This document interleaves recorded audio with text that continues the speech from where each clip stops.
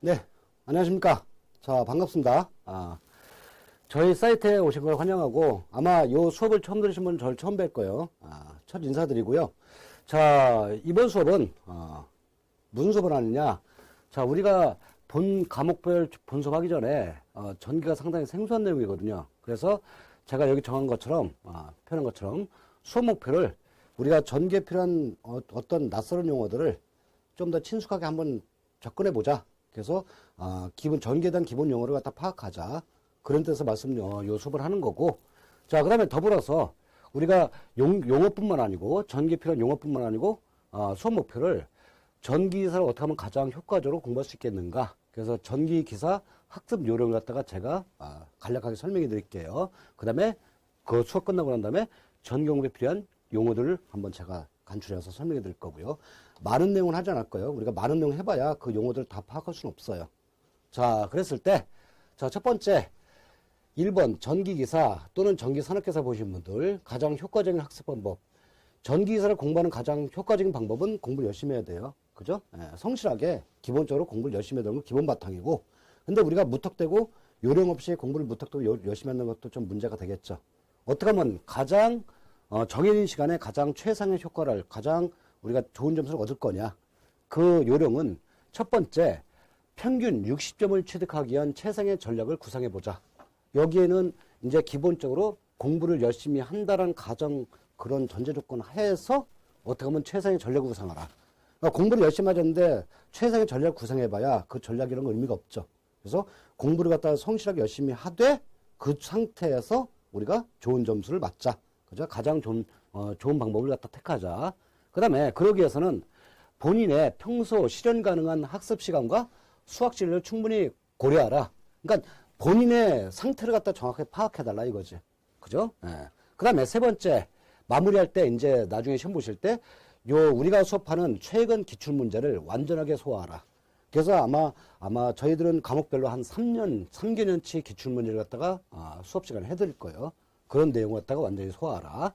자, 그럼 요 내용 갖고 우리가 최상의 전략 방법을 갖다가 효과적인 방법을 갖다가 생각해 보면, 자, 과목별 우리가 전기사 과목은 총 5과목이에요. 그죠? 그랬을 때 전기에서 가장 기본적인 과목은 전기자기학이죠. 그러면 전기자기학은 최하 목표 6점대 놓으세요. 왜 6점인가요? 7점 놓으면 안 되나요? 물론 공부를 열심히 하는 사람들은 전자기학도 70점, 80점 나올 수 있겠죠. 근데 이거는 어느 정도 전기를 전공하고 그 다음에 수학이 어느 정도 되고 그 다음에 전기에 어느 정도 기본적으로 개념을 아신 분들은 6점이 너무 약한 점수지만은 제가 놓고는 뭐냐면 이거는 비전공자일 뿐더러 더군다나 전기에 대한 기본 개념도 없으시고 근데 어떤 실무 개념도 없고 수학도 약간 부족하신 분들 기준하는 거예요. 그러니까 아예 밑바닥에서부터 시작해서 출발해서 가서 6점까지 끌어올리자는 개념이에요. 아시겠죠? 그랬을 때 전기자기학은 6점이 어떤 전략이냐? 자, 전기자기학 수업할 때 기본 공식, 아마 기본 공식들이 여러 개 공식들이 등장할 거예요. 우리 시험 문제 20문제 중에서요, 기본 공식 문제가 한 몇 문제는 확보가 돼. 그러니까 한 5문제 정도는 무조건 기본 공식에서 잡을 수가 있어요. 그죠? 그 상태에서 또 뭐냐면 다음 문제 중에서 설명이 옳은 것은 틀린 것은 하는 단순한 설명 문제. 이거는 우리가 수학이 필요한 건 아니잖아요. 이건 노력 여하에 따라서 충분히 우리가 해결할 수 있거든요. 그래서 명심하건대 전기자기학은 기본 공식 문제와 설명 문제만 충분히 실수하지 않고 맞기만 해도 이게 60점 점들은 충분히 목표가 된다 이거죠. 그 다음에 여기서 우리가 점수를 좀 더 안전하게 끌어올린다 그러면 알파, 플러스 알파. 플러스 알파는 건 요 기본 공식에다가 바로 수치만 대입해서 풀 수 있는 간단한 계산 문제. 문제 자체가 뭐 변형되거나 어떤 문제를 꽈놨거나 그런 게 아니고 아주 쉽게 난이도 낸 거야. 그러니까 누구든지 계산기만 잘 활용하면 충분히 득할 수 있는 그런 계산 문제 정도는 우리가 충분히 맞자. 그러면 요거 빼더라도 기본 공식하고 설명 문제만 이것만 여러분들이 잘 해결하면요. 어느 정도 성실하게 공부를 해주면 일단은 과력은 무조건 면하게 돼 있어요. 기본적으로 8문제 이상은 나오게 돼 있다 이거지. 그 상태에서 단순한 계산 문제 정도는 우리가 좀 확보해두면 60점 정도는 충분히 무난하겠다. 이 상태에서 또 우리가 시험이란 게 또 저는 상당히 검소한 편으로 놓은 거고 우리가 시험 보다 보면 또 까다로운 계산 문제도 맞출 수 있는 방법도 생기거든요. 또 시험장에서 또 시험 보다 보면.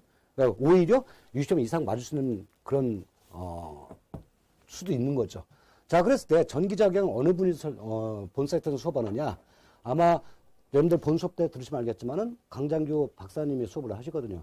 강장규 박사님은 벌써 전자계약을 견이 경력이요. 전자계약만 30년 이상이 되신 분이에요. 그러니까 그 전기자계약에 대한 설명에 대한 기본 이론이라든가 그 원리, 논리 같은 설명하는 부분에 대해서는 그 깊이라는 것은 일반 다른 강의에서 다루는 그런 선생님들하고는 전기자계약 그 수준 이상이죠. 그래서 깊이가 틀릴 거예요. 그래서 충분히 전기자계약을 강장규 박사님을 통해서 수업을 들으신다면 제가 정해놓은 60점 정도는 무난할 것이다.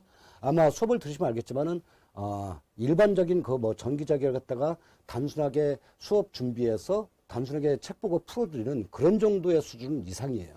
깊이 자체가 틀린 거죠. 그랬을 때 우리가 똑같은 과목이라도 전기자격은 어렵거든요, 사실. 전기자격 똑같은 어려운 과목이 하더라도 어느 분이 설명에 따라서 그 깊이가 틀리고 그 이해하는 이해도가 틀리거든요.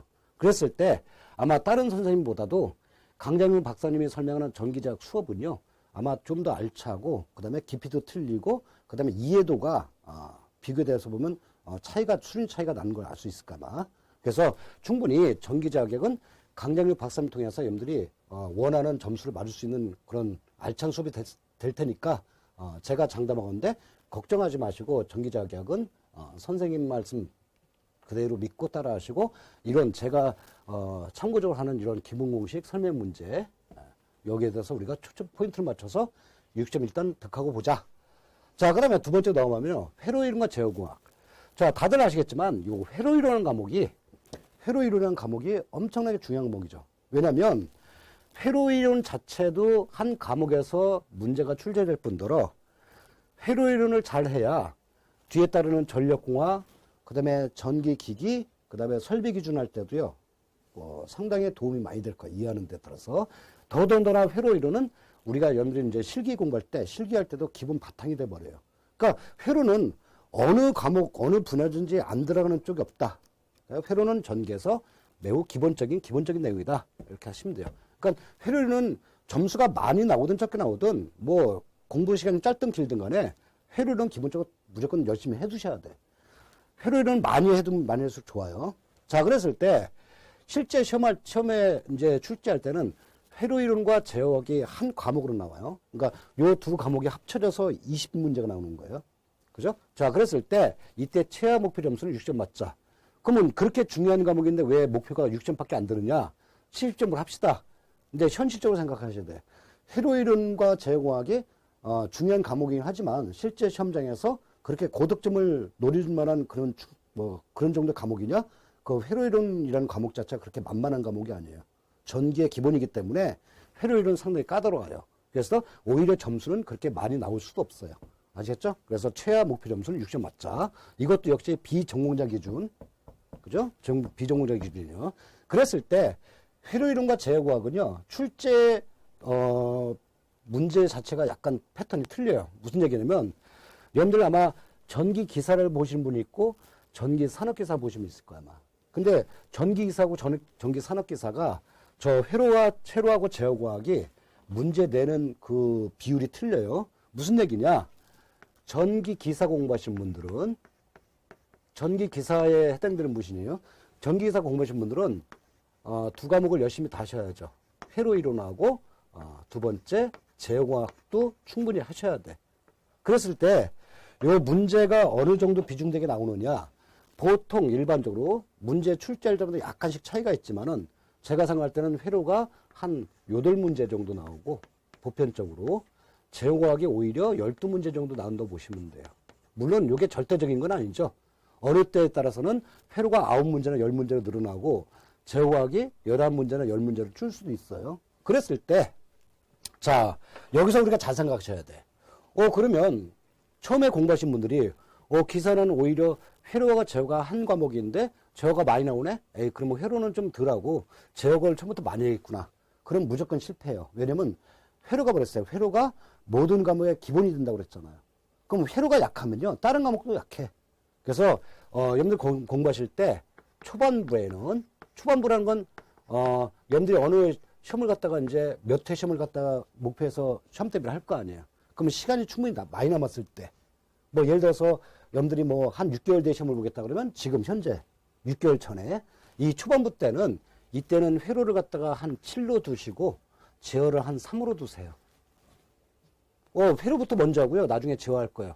제가 생각할 때는 그거보다는 회로를 하면서 제어를 갖다가 약간 살짝 같이 하는 것도 괜찮아.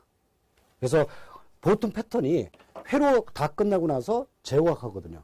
그럼 문제가 뭐냐면 회로를 다 끝나고 나서 제어각 하면 회로를 갖다 많이 잊어버려요. 그게 문제가 있단 말이야. 그래서 제가 할 때는 초반부에는 회로가 제어를 갖다가 7대3 비율로 공부해라. 그랬다가 한 중반부 정도 되면은 중반부. 그러니까 한번 회로하고 제어를 갖다가 우리가 여러분들이 학습한 다음에 그 다음에 두 번째 공부할 때는 어떨면 이때는 공평하게 한 5대5 정도로 이제 이렇게 바꾸세요. 그러니까 제어 구간의 비중을 약간 늘리는 거지. 그러면서 회로는 다시 한번 복습하는 거야. 아셨죠? 그랬다가 이제 시험 임박한 이제 종반부에서는 시험이 거의 다 왔을 때는 이제 점수를 갖다 올려야 되잖아요. 근데 기사는 제어공학이 많이 나왔잖아요. 그때는 약간 바꿔서 얘를 갖다 3, 얘를 7. 근데 요 3이라는 전제 조건이 이미 앞에서 회로를 충분히 해서 회로는 이제 몸에 정도 어느 정도 뱉다라는 그런 기준에 있을 때, 그럴 때는 이제 제어공학을 갖다 시간을 늘려서 점수를 갖다 많이 올리는 게 가장 좋은 방법이겠다. 그랬을 때 이런 패턴만 공부하시면요, 여러분들 회로 제어공학 60점 맞는 거는 크게 어렵지 않아요. 자, 그 다음에 산업기사 보신 분들은 약간 얘기가 틀려져요. 산업기사 보신 분들은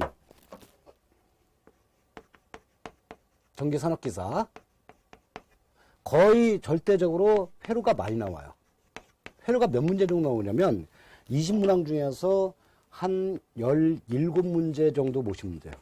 물론 이것도 이제 시험 볼 때마다 약간씩 틀려지긴 하지만, 그 다음에 회로 그냥 산업기사는 전기산업기사는 회로 및 제어공학이 아니고 회로 이론이라고 돼 있거든요. 무슨 얘기냐면 제어공학 차지점 비율이 적기 때문에 그냥 회로 이론을 한 거야. 그랬을 때 제어공학은 요게 몇 문제 정도 나오냐면 요게 약 한 두세 문제 정도? 한 세 문제라고 보시면 돼. 그러면 딱 요 비율 보면은 거의 회로가 절대적이죠. 그럼 당연히 산업기사 보신 분들은 회로 쪽을 갖다 무조건 해야겠죠. 그래서 처음에 초반부에서는요, 공부 초반부에서는 그냥 1장서부터 초반부에서 쭉 하세요. 그러니까 순서대로 1장서부터 끝까지 쭉 꾸준히 공부하라 이거지. 그래서 어느 한 부분이 치우침 없이 쭉 공부하세요. 그건 이 제어가 끝까지 말하는 거죠. 교재에 있는 것처럼. 그랬다가 그럼 어느 정도 회로가 어느 정도 전체 내용이 파악됐을 거 아니에요. 그랬을 때 이제 중반부에서는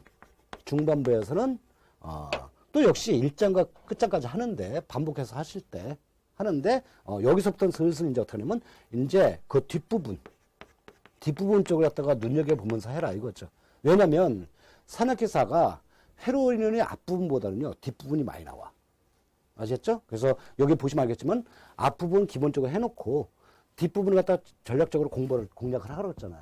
그죠? 점수를 많이 끌어올리려면. 근데 뒷부분을 갖다가 직접적으로 공략하는 것도 요 부분이 잘 돼야지만 돼. 1장서부터 내용이 정확하게 돼야지만이 뒷부분도 이해되는 거지. 앞에는 공부 많이 안 하고 뒷부분만 무조건 하겠다? 뒷부분 자체가 이해가 안 되는 거야. 아시겠죠? 그 다음에 이제 종반부에서는 어떻게 하냐? 회로는 문제를 많이 풀어봐야 돼. 제가 수업 시간 때 회로도 제가 수업을 하거든요. 자, 회로 뭐냐면 문제를 많이 풀어야지 적응력이 돼갖고 점수를 많이 득하거든요. 그랬을 때 여러분들 기출문제라든가 아니면 책 교재에 있는 연습 문제 있잖아요. 요 연습 문제나 기출 문제를 본인 스스로가 많이 연습해봐라. 회로는 많이 연습하면 연습할수록 효과적이다. 그래서 이런 식으로 산업계산 공부하시는 게 좋죠. 그러니까 기사 공부하신 분하고 산업기사 공부하신 분하고 회로 제어 공부하는 요령이 약간 틀리죠. 아시겠죠? 그래서 요 회로 이론과 제어과학은 제가 수업을 진행할 거예요.